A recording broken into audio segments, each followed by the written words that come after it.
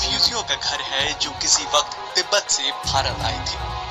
30 और 31 अगस्त की दरमियानी रात नीमा तेंजिन के हिस्से ऐसी शहादत आई जो यहाँ के तमाम रिफ्यूजियों का गर्व बन गई।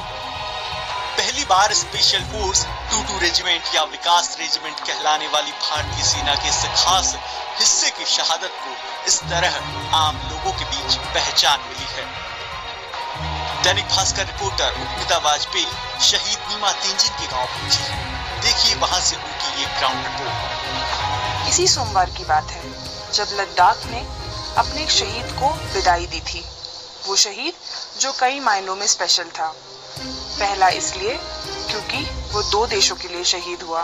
एक वो देश जहां से उसके पूर्वजों को भगा दिया गया और वो रिफ्यूजी बनकर एक दूसरे देश में आ गया जहां उसका जन्म हुआ। यही तो वजह थी कि वो जब शहीद हुआ तो उसका शव 2 देशों के झंडों में लपेटा गया, एक तिब्बत और एक भारत।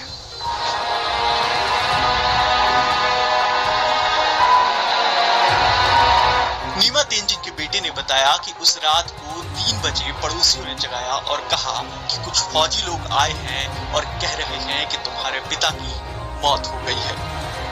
हमें भरोसा ही नहीं हुआ क्योंकि एक दिन पहले ही पापा ने फोन किया था और कहा था मेरी जिंदगी को खतरा है, तुम लोग मेरे लिए पूजा करना।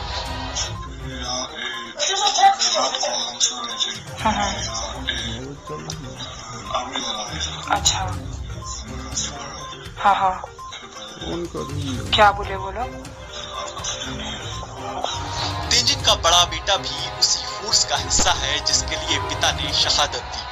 चाचा का बेटा भी उसी यूनिट में है। रिफ्यूजियों की इस कॉलोनी के हर घर में कम से कम 2 लोग फौज में हैं। नीमा के भाई ने बताया कि नीमा को 2 साल बाद रिटायर होना था। साल भर से वो घर नहीं आया था। और आप पिछले साल इनसे मिले थे आखिरी बार? अच्छा, और वो कहाँ पे ड्यूटी कर रहे थे? चुशूल में ड्यूटी कर रहे थे। अच्छा, तो उन्होंने स्पेशल फोर्स ज्वाइन किया था। तो आपकी फैमिली में और भी कोई है जिसने स्पेशल फोर्स ज्वाइन किया? और भी लोग हैं कि उनके बच्चे कितने बड़े हैं? सबसे बड़े 15 साल। उनका बेटा 15 साल का है। अच्छा। और दोनों बच्चे बाकी छोटे हैं दोनों। अच्छा। अभी हमेशा ये हुआ है कि स्पेशल फोर्स का जब कोई शहीद होता है, इससे पहले आपने कभी सुना है ऐसा कोई शहीद हुआ स्पेशल फोर्स का? नीमा की मां न हिंदी बोल सकती है और न समझ सकती है। वो बार बार अपने बेटे की तस्वीर को देखती है और फिर हाथ जोड़ती है और थोड़ी देर चुपचाप बैठी रहती है।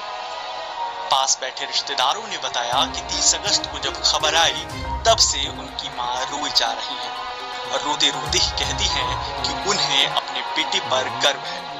उसके शव को शहादत के बाद 2 देशों के झंडे जो नसीब हुए।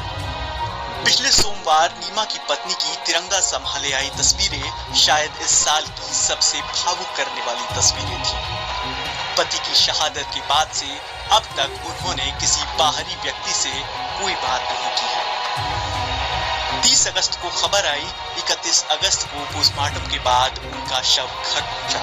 फिर 5 दिनों तक पूजा चली और 7 सितंबर को भारत में अपने इस तिब्बती योद्धा नीमा तेंजिन को तिरंगे और तिब्बत के झंडे में लपेटकर पूरे सम्मान के साथ अंतिम विदाई दी।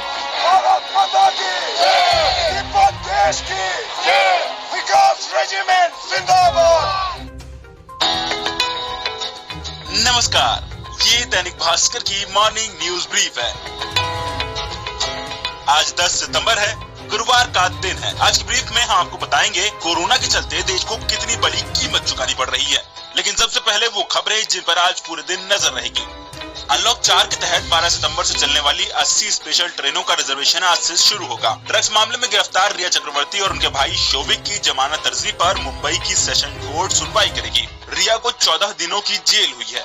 चीन से जारी तनाव के बीच फ्रांस से आए 5 राफेल को वायुसेना के बेड़े में शामिल किया जाएगा। सेरेमनी अंबाला एयरबेस पर होगी। प्रधानमंत्री नरेंद्र मोदी आज किसानों के सीधे इस्तेमाल के लिए ई गोपाला ऐप लॉन्च करेंगे। अब कल के दिन से जुड़ी अहम खबरें जो आप जानना चाहेंगे। कंगना के मुंबई स्थित ऑफिस पर मंगलवार सुबह बीएमसी ने बुलडोजर और हथौड़े चलाए। इसके बाद कंगना रनौत ने महाराष्ट्र के सीएम उद्धव ठाकरे को चुनौती दे दी। उन्होंने कहा कि उद्धव ठाकरे, आज मेरा घर टूटा है, कल तेरा घमंड टूटेगा। ये वक्त का पहिया है, याद रखना। एस्ट्राजेनेका कंपनी की ब्रिटेन में बनी वैक्सीन कोविशील्ड का फेज 3 का ट्रायल पूरी दुनिया में रोक दिया गया है। दरअसल अमेरिका में वैक्सीन देने पर एक व्यक्ति बीमार हो गया था। ट्रायल्स रोककर ये जांच की जा रही है कि वो किसी और वजह से बीमार तो नहीं हुआ था। लद्दाख में पेंगोंग सो लेक के दक्षिण में भारतीय जवानों से मात खाने के बाद चीनी सेना अब उत्तर में सैनिक बढ़ा रही है। चीनी सेना वहां नया कंस्ट्रक्शन भी कर रही है। हालांकि भारतीय सैनिक चीन की हर हरकत पर नजर रखे हुए हैं।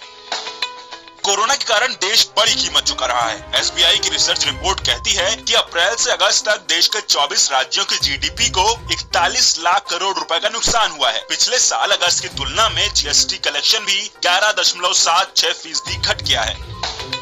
रिलायंस रिटेल वेंचर्स लिमिटेड में अमेरिकी कंपनी सिल्वर लेक 7,500 करोड़ रुपए का निवेश करेगी। इससे उसे रिलायंस रिटेल में 1.75% हिस्सेदारी मिलेगी। अब आज के दिन से जुड़ा इतिहास जान लीजिए। 1939 में आज ही के दिन दूसरे विश्व युद्ध में कनाडा ने जर्मनी के खिलाफ युद्ध की घोषणा की थी। आज के दिन 1977 में सिख कट्टरपंथियों ने दिल्ली आ रहे इंडियन एयरलाइंस के विमान को हाईजैक कर लिया था। इसे लाहौर ले जाया गया। हालांकि सभी 111 यात्री बचा लिए गए। और अलीबाबा ग्रुप के फाउंडर जैक मा का 1964 में आज ही के दिन जन्म हुआ था। उनकी कुल नेटवर्थ 3,77,000 करोड़ रुपए है। वो मुकेश अंबानी के बाद एशिया के दूसरे सबसे अमीर व्यक्ति हैं। उनके कुछ विचार आप भी सुनिए।